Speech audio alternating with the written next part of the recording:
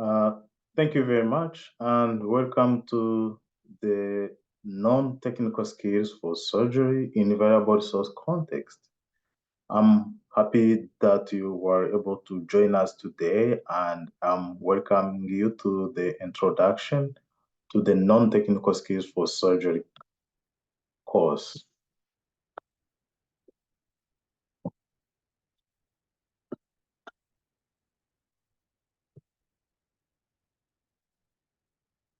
So this course resulted from a long-standing partnership between multiple institutions from the United Kingdom, the United States of America, and from Rwanda. The mission for the non-technical skills for variable resource context is to support the highest quality of surgical care by providing a framework and taxonomy for observing and assessing intraoperative non-technical skills. We also aim at developing insight into the role of non-technical skills in surgical performance and to facilitate sharing of best practices to enhance non-technical skills. The core aspect of this course is that we use simulation-based videos to illustrate the examples of effective and ineffective non-technical skills in the operating room. We use adult learning principles because everybody taking part in this course is an adult, and they join because they want to improve. And they are motivated by the fact that they want to do their best, and we have to be listening, reflecting, and be respectful to our colleagues. What happens, what gets discussed in this course is confidential. It doesn't go beyond this classroom. So in our daily work, we encounter surgeons, nurses, and anesthetists, and we aim at improving our skills in the operating room and want to become as good or even better than them. So the question is, what does it take to deliver optimal surgical care or to become the best surgeon, anesthetist, nurse, and to make the best surgical teams? Well, it appears that we have a number of skills that are needed for us to provide the best surgical care. These skills will help us accomplish the goal of the operation, either by preventing the uterine rupture, minimizing pain, improve symptoms, stop bleeding, correct abnormal anatomy, while minimizing the complications, such as uncontrolled hemorrhage, unintentional injury to organs, anastomotic leak, wrong site surgery, and so on. So we need a different number of skills to be able to perform or to achieve this. These skills can be either the technical skills that are highlighted here in blue, which are careful handling of tissues, adequate airway management, accurate instrument count, and so on. There are also other non-technical skills like planning ahead, responding to challenges, communicating effectively, creating a supportive environment, and anticipating materials needed. Today, we are going to focus on the non-technical skills because these non-technical skills were found to be leading to almost 50% of intraoperative complications. Yet, we don't learn these skills either during our training and during our continuous professional activities. The operating room is a complex environment with multiple factors that may make things go wrong. These factors include time pressure. We don't have enough time, so we have to act quickly to be able to fix the problem. There are a lot of distractions, either from the noise, the music, the people talking, and either other people calling us to give us our inputs about other patients, and so on. Sometimes there is inadequate preparation. For example, when talking about emergency operations, sometimes you don't prepare adequately, hence this affects the way we do in the operating room. Some assumptions, equipment, incomplete information, and sometimes the system. So the system working is complex, and sometimes there are a lot of things going on, and this may contribute to surgery or patient experiencing complications. We need effective non-technical skills for us to be able to uh, optimize patient care despite all these challenges in the operating room. So previous studies have documented that these non-technical skills are associated with half or almost half of post-operative complications. For example, a study that was conducted in Japan revealed that 47% of the post-operative deaths were due to ineffective non-technical skills. And in 45% of the time was the natural progress of the disease. And guess what? Only 5% of the postoperative deaths or mortalities were the one related to poor technical skills of the surgeons. So this study highlighted how the non-technical skills are critical if we want to improve patient care, decrease postoperative complications, decrease postoperative mortalities. We have to, in addition to other quality improvement initiatives, we have also to work on improving the non-technical skills of the members of the surgical teams. And among the non-technical skills, they found like situation awareness and teamwork were the major leading cause of mortality and after surgery. Thereafter, that's why the non-technical skills were developed, and these non-technical skills are described as the cognitive and interpersonal skills that complement medical knowledge, expertise, surgical skills, and appropriate use of equipment and drugs. This means that in addition to knowing the anatomy, knowing how to treat patients, the technical skills, the other expertise, the non-technical skills are other skills such as communication, teamwork, leadership, situation awareness, and decision making that help to provide safe patient care in the operating room.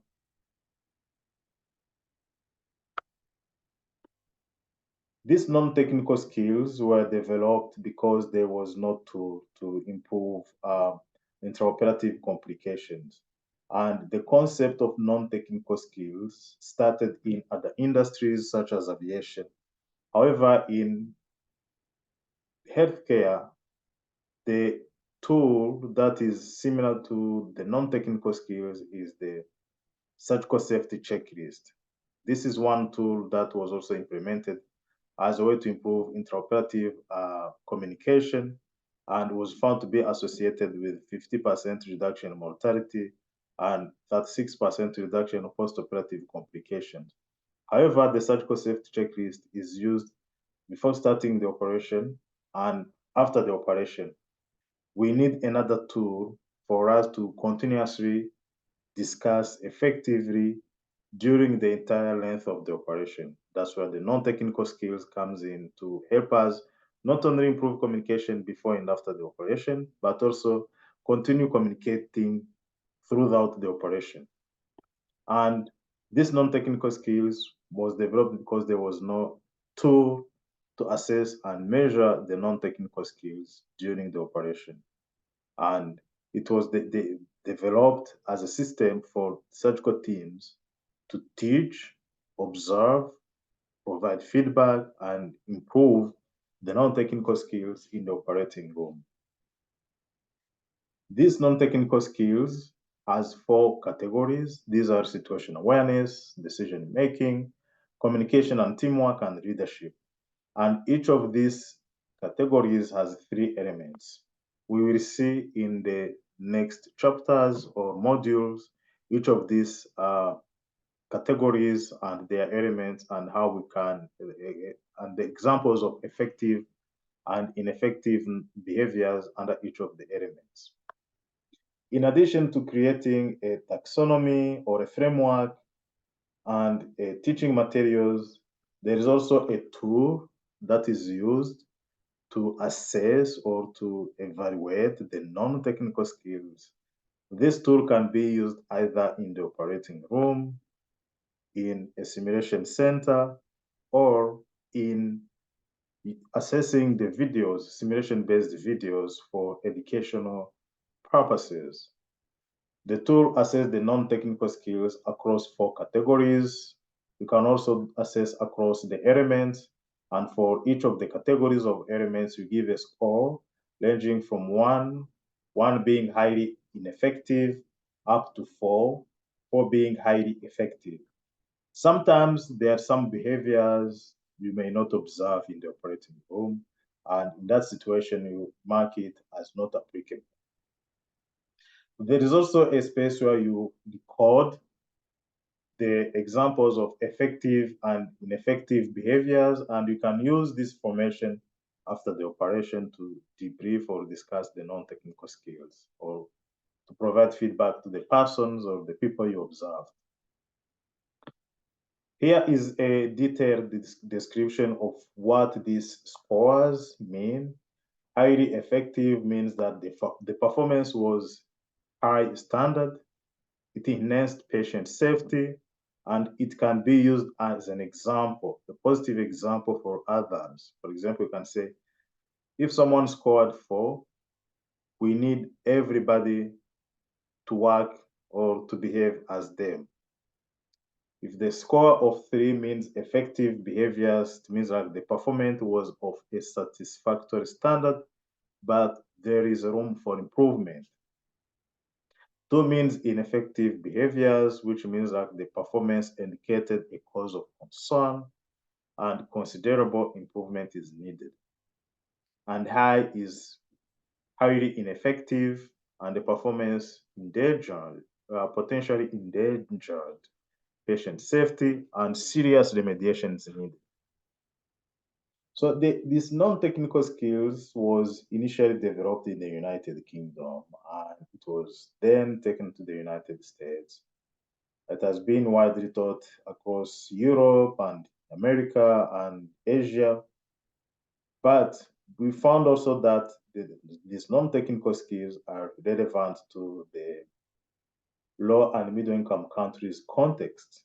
However, the way it was developed and the way it was taught and the scenarios that were used to teach the non-technical skills were not applicable to the Rwandan or the low and middle income countries context because, as you know, the diseases are a little bit different. So the disease we commonly see in Africa or in Rwanda are different from the disease that are commonly seen in Europe or in other developed countries. So our team conducted intraoperative observations and interviews and focus group with research providers to identify what are the changes that are needed to the non-technical skills framework for it to meet the context of low and middle income countries, and also ask like what are the challenges they face compromising patient safety in their daily activities. The team found that there was variability in resources. So variability means that things are not available or they're available at given time and at another time you want them, they're not available. For example, staff variability, there is variability in languages. People use different languages in the operating room. You may be working with an anesthetist who speaks French, with a nurse who speak English, and you speak maybe English or French or both. So you need to be aware of the languages that the people around you or the people on the team use so that you know how to communicate effectively with them. There is experience variability. Today, you may work with someone with a 10 years experience working in operating room. The next day, you work with someone who is in their first rotation in the operating room, and all of that variability causes like challenges because the way or the support you get from someone who has a 10 years experience is different from the assistance you get from someone who has a 1 day experience. And you have to be aware of this and get prepared so that you provide safe patient care. And you know how you support those people who are especially on their early days of their training. There is equipment variability. So today you may have access to a well-functioning, maybe electrical drill, but the next day when you need it, either it will not be available, someone will be using it, or it will not be functioning. Maybe the battery is down or something wrong with it. So you need to learn how to use both the electrical drill and the manual drill. There is resource variability and medicines, drugs. Anesthetists know it very well. Sometimes you don't have anesthesia reversal medicines. So we have to time or to know exactly when to give the anesthesia medicine based on the status of the operation so that the patient doesn't stay longer period after surgery waiting for the body to metabolize the anesthetist drug. ICU capacity, most of the time you hear or you experienced like a patient, a situation where you finish the operation, you need an ICU, but the ICU bed is not available. You need blood, but the blood is not available. System variability, protocols, sometimes they're not available or they change. The best practices, the safety culture, all of those variability within our working environment are a threat to safe patient care. So as a surgical teams working within this context, we need to be aware of all these four types of variability and set strategies to navigate or mitigate their effects on safe patient care. So in this course, is divided into 4 modules, and each module is about each category. We'll discuss each category of the non-technical skills. And for each module, we have the introduction, examples of effective and ineffective behaviors. We will watch a simulation-based videos, and after the videos, we will discuss either in small groups and large groups. So we thank you very much for joining our course today, and we look forward to staying engaged with you, and we value your opinions. Please share your ideas. This is an open discussion. There is no wrong or right answer, and please provide explanations to your opinions. So we have a disclaimer here because this course was initially designed for surgeons, but based on the feedback we got from the people who took this course before, they recommended us to include more disciplines, anesthetists, nurses, midwives, obstetric and gynecologists, and so on, because surgery is provided by a team of people with different skills from different disciplines who have to work together to provide surgical care. So if you want to improve surgical care safety, we have to teach the teams. So we are still working on making this course more multidisciplinary. However, we recognize that sometimes you may notice that it is still focused on surgeons, but we're trying our best to be more inclusive, give examples of other disciplines as well, and we are welcoming your ideas, your opinions on what we can do to make it more multidisciplinary. So we thank you very much, and we look forward to discussing with you during and interacting with you during the next modules.